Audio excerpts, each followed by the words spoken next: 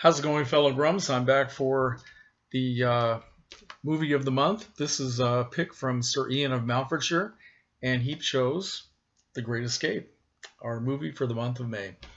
So, thank you, Ian, for giving me an excuse to watch this. This is a movie I've never seen before. It's another 1960s classic that somehow managed to escape my radar all these decades. But I picked up this Blu-ray maybe a year ago. It was another one of those Big Lots $5 Blu-rays, and I just thought I'll watch it someday, and I finally did. So absolutely loved it. Everything about it. It's a great movie.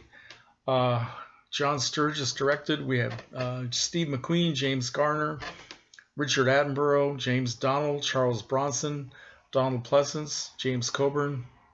Wow, just a great movie all the way through. Now, I was thinking after it was over, that wasn't so much a movie as it was a commitment. It was 172 minutes long, and it felt like it. I mean, I don't say that in a bad way because I did enjoy the movie thoroughly, but it moved very slowly because there was so much going on, and it seemed like I thought the movie was going to be coming to a rapid conclusion after the men got out of the tunnel and had their so-called freedom. I thought that was going to be pretty much the end of the film. I had no idea there was going to be so much drama going on after these men tried to escape into the world and get out of Germany. So I kept waiting for all these men to finally have their great escape, and of course we realized that only three of them actually did. Very tragic ending that so many of them didn't make it. But in spite of the tragic ending, and also it ended on a sort of a positive note with Steve McQueen's character being brought back to the prison camp. Not that that's a positive thing, but he sort of made it a positive thing just because of his personality.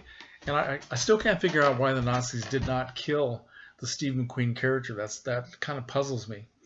But I loved watching the closing credits when they had they were showing the cast members and telling you the not just the names of the actors but also the names of the characters, starting with the lesser characters and building up to the big stars.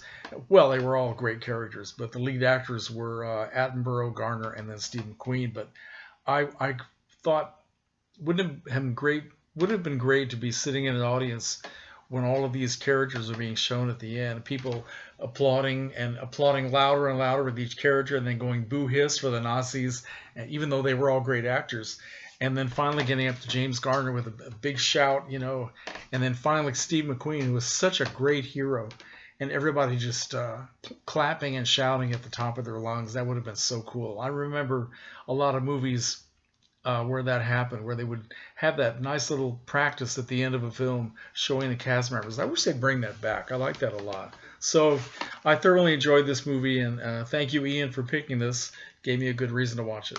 And now I'd like to address all of my fellow Grumps personally. I feel like I need to say something to you guys. I want to offer an apology for my inactivity and lack of participation in the recent weeks.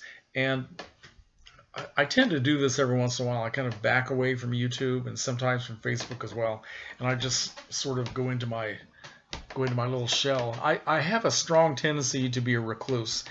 It's been getting worse ever since I retired 5 years ago, and with this lockdown situation, it's been up by about 100%. I'm very isolated. Now, this is not poor me because I know everybody's going through this. It's hard for everybody, and a lot of people are struggling financially and all that, and I'm not. So I really have nothing to complain about. But I just, as a way of explaining, my personality has been getting into some, the isolation is just working on my head.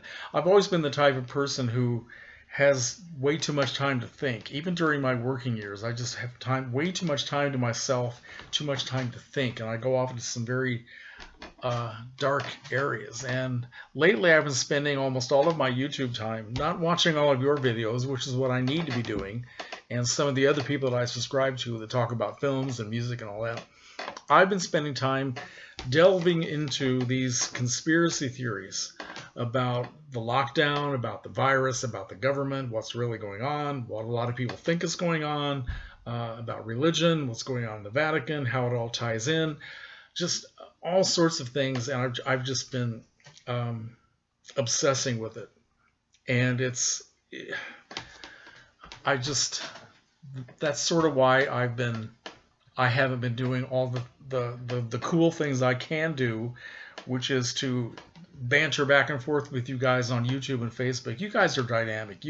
You're always coming up with chat topics, and you're always you post things on Facebook every day about all the movies you're watching every night, which I don't do, and I really need to do more of that. So I really admire you guys for keeping that exchange going. And about the chat topics, now I don't always do the chats because if I feel that it's something that I've talked about before, or if I don't feel like I have anything that's important to contribute, then I will just let them pass by. So I apologize for that, but that's kind of the way I look at it.